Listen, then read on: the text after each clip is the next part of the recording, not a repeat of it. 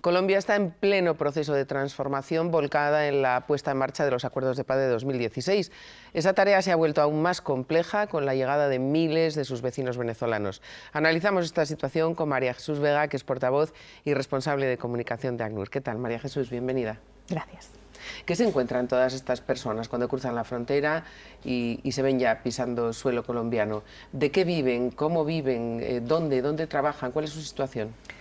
Pues la situación es muy complicada porque además muchos de ellos vienen en una situación de gran vulnerabilidad comparado con las personas que iban saliendo hacia unos años, personas que han estado recorriendo además centenares de kilómetros para llegar hasta la frontera, a veces una semana o más.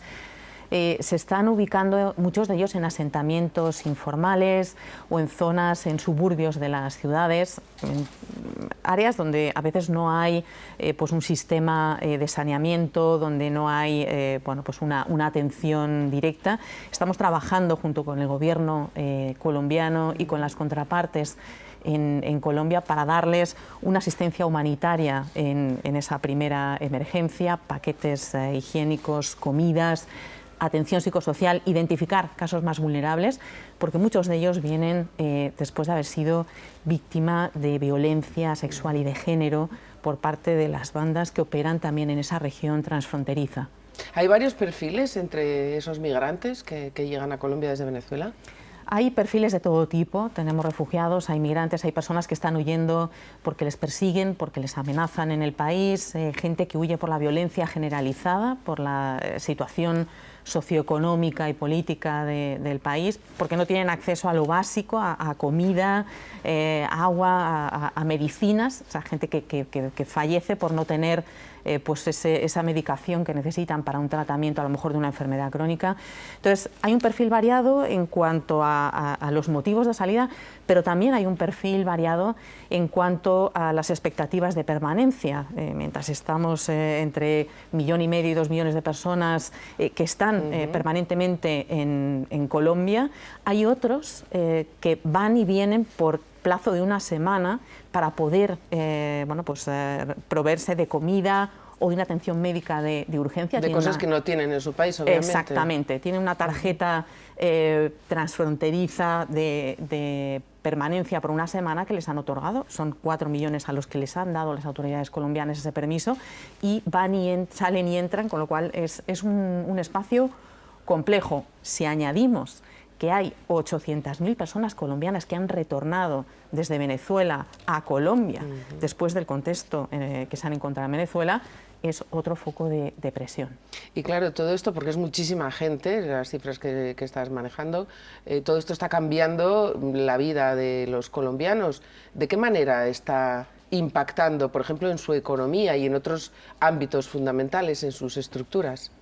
Pues esta llegada numerosa de personas en tan breve espacio, en 2015 había 40.000 personas de Venezuela, refugiados inmigrantes que habían llegado, y en este momento hablamos de esos casi 2 millones de personas.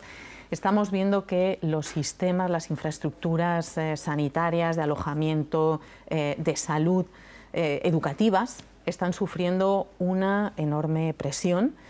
Y en ese sentido, bueno, estamos tratando de ayudar desde una respuesta regional, todas las organizaciones de Naciones Unidas y las distintas contrapartes que trabajamos en el país, apoyando al gobierno de Colombia.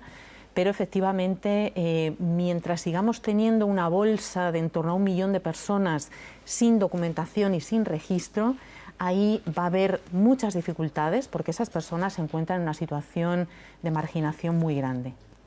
Vamos a escuchar lo que decía hace un par de días el representante de ACNUR en Colombia, se llama Joseph Merckx, y habla sobre la situación de los migrantes que atraviesan esa frontera. Y la situación es bastante dramática, la gente viene con la ropa puesta, no tiene muchos recursos por la misma crisis que se vive en Venezuela. Colombia ha mantenido abiertas sus fronteras y ha hecho un gran trabajo en recibir tantos venezolanos, no solo los venezolanos, también colombianos que están regresando de Venezuela y otras personas que vienen a Colombia a comprar, a abastecerse, pero vuelven a Venezuela. Colombia, perdón, ha hecho un ejercicio ejemplar de acogida de venezolanos. Les ha abierto sus puertas y en los primeros flujos ha sido un comportamiento muy solidario, pero parece que esto está cambiando porque ahora mismo más del 60% de los colombianos no ven con buenos ojos a los venezolanos y sobre todo la llegada de tantos venezolanos al país. ¿Qué pasa? ¿Se acabó la solidaridad? ¿Llegó la xenofobia? Bueno, yo creo que la solidaridad no se ha acabado, pero estas personas, las comunidades locales y las autoridades están desbordadas, sin duda ninguna, como lo estaríamos cualquier país al que llegara una población tan numerosa, ¿no? Yo creo que es digno de elogio ese trabajo y esa generosidad de Colombia, pero lo que para nosotros es importantísimo es conseguir ese registro y esa documentación de esa bolsa numerosa de personas que en situación de marginación, sin tener con qué ganarse la vida, están expuestos a riesgos de explotación sexual, de trabajo infantil, de sexo, de supervivencia también, y eso puede provocar además brotes de xenofobia y de violencia. Los equipos de ACNUR en la región están trabajando codo a codo también con las autoridades en iniciativas de fomento de convivencia para romper estereotipos, para romper miedos, para acercar la cultura, para mostrar la riqueza que aportan los refugiados, que es enorme, son héroes y tienen muchísimo que traen en sus manos si les dejamos. Y en ese sentido, pues comentar que hay una campaña que se puso en marcha, que es la de Somos Pana, dirigido sobre todo a adolescentes y jóvenes, que está teniendo mucho éxito. Y una iniciativa reciente también es ese Carnaval de Barranquilla, que es muy famoso y muy conocido, que por primer año ha admitido a personas en las comparsas de otras nacionalidades y hayan estado pues, migrantes y refugiados venezolanos bailando y compartiendo un buen momento con los colombianos. Comentabas la situación en la que se puede ver toda esta gente tan vulnerable, concretamente en Cúcuta, que es la ciudad fronteriza más grande. Se está convirtiendo en un punto caliente porque está aumentando la prostitución todo de personas venezolanas, está aumentando la trata de personas, por supuesto el trabajo informal. ¿Qué está suponiendo todo esto, teniendo en cuenta que hay muchos menores en esa frontera? Hay muchos menores no acompañados, hay mujeres que vienen solas con sus hijos, hay personas que vienen pues, con algún tipo de discapacidad y ciertamente estos departamentos colombianos fronterizos, como es el norte de Santander o la zona de Arauca, tienen una presión muchísimo mayor por la zona en la que se encuentran y ahí es fundamental que podamos reforzar esa asistencia y esa distribución de ayuda humanitaria y ese trabajo de resiliencia con actores de desarrollo también, con aquellas organizaciones que trabajan para fomentar desarrollo y convivencia a largo plazo, más allá de la situación de emergencia. Los actores armados siguen ahí, sigue habiendo violencia, sigue habiendo gente que se aprovecha de la desgracia ajena. Y de que bueno, pues hay muchas personas que no tienen una documentación que les pueda amparar y les dé acceso a servicios básicos para poderse proteger. Y a todo esto hay que añadir otro flujo más, que es el de todas esas personas desplazadas dentro del país a lo largo de mucho tiempo y durante todos los años del conflicto. ¿Cuál es la situación en esas zonas? Porque poco tiene que ver con las grandes ciudades de Colombia, por ejemplo, con la capital.